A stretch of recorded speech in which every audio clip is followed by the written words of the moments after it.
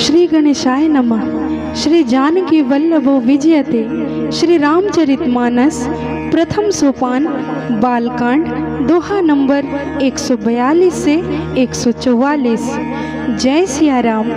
मानस की गंगा में डुबकी लगाने वाले सभी सुधी श्रोताओं को मैं रूपम हृदय से प्रणाम करती हूँ।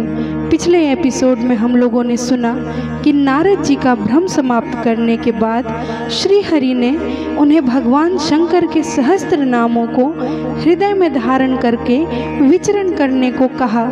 साथ ही भगवान शंकर ने माता पार्वती से भगवान श्री राम के अवतार लेने के अनेक कारणों में से एक कारण नारद जी के द्वारा भगवान को दिए गए श्राप को बताया। अब आज मैं इससे आगे दोहा नंबर 142 से 144 का पाठ चौपाई और भावार्थ सहित करूंगी।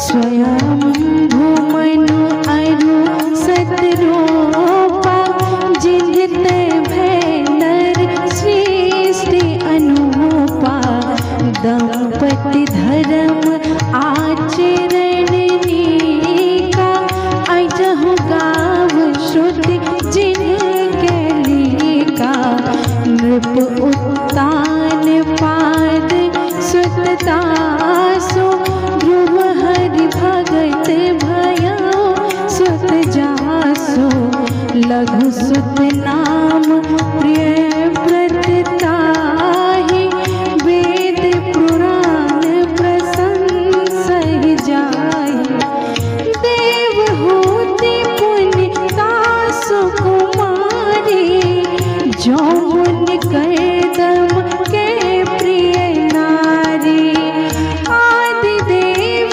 प्रभु दीन दयाला जठर धरे उजेहि कपिल कृपाला सांख्य शास्त्र जिन प्रगट बखाना तत्व विचार निपुण भगवाना तेहि मनुराज कीन बहुकाला प्रभु आयसु सब विधि प्रतिपाला होई न विषय विराग भवन बसत भाव चौथ पन सिया रामा हृदय बहुत दुख लाग जन्म गयो हरि भक्ति बिनु रामा बर बस राज सुतहि तब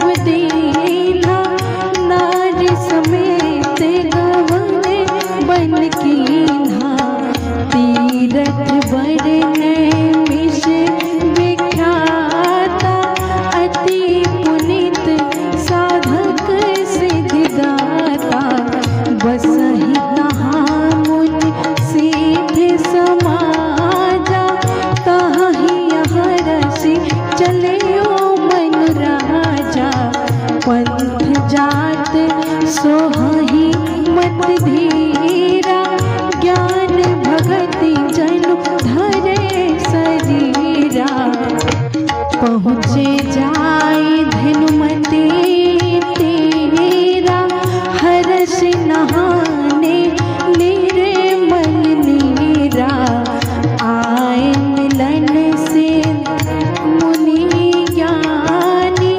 धर्म धुरंधर नृप ऋष जानी जह जह तीरथ रहे सुहाए मुनिन सकल सादर करवा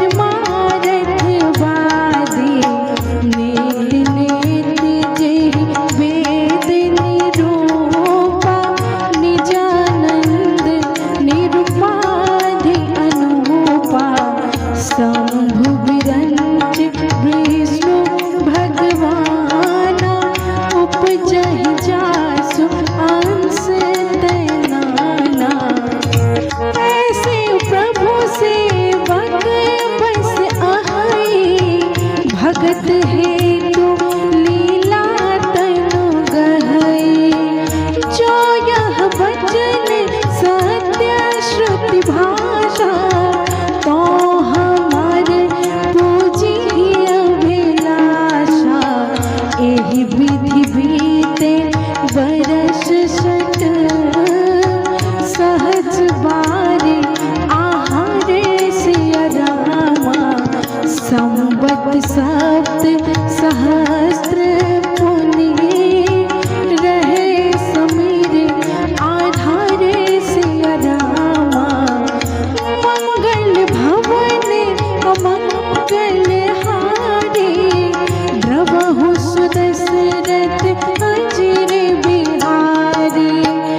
दीन दयाल बिरदु समभारे, हरहु नाथ मम संकट भारे। मंगल भवन अमंगल हारे, द्रवहु सुदशरथ अजिर बिहारी। दीन दयाल बिरदु समभारे, हरहु नाथ मम संकट भारे। जय सिया राम। आज की चौपाइयों का भावार्थ कुछ इस प्रकार है।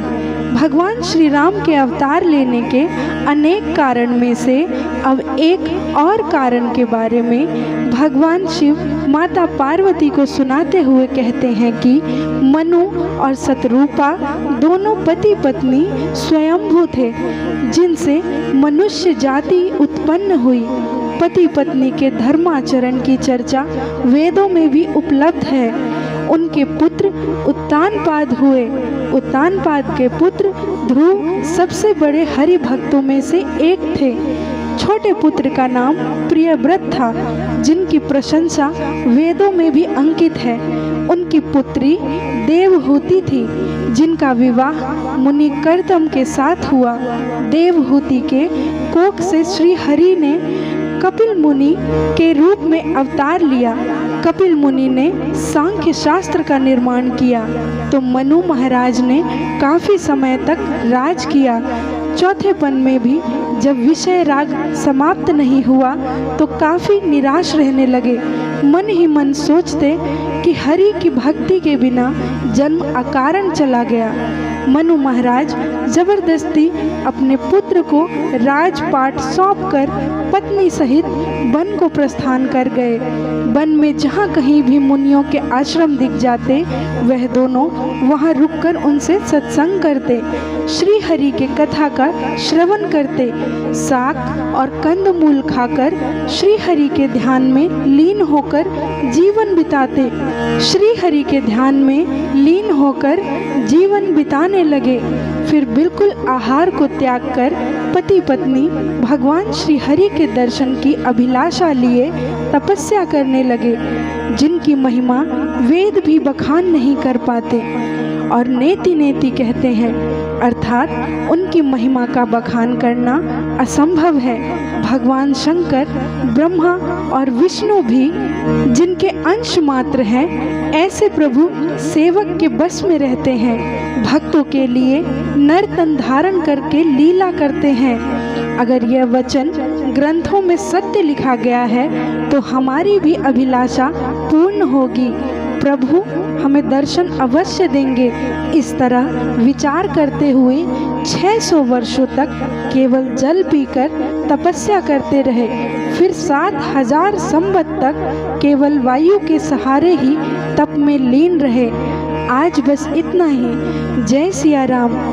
रामायण के सभी एपिसोड से जुड़ने के लिए हमारा YouTube चैनल रूपम हृदय जरूर सब्सक्राइब करें और रामायण के एपिसोड्स को अपने प्रियजनों तक पहुंचाने का पुण्य कार्य करें।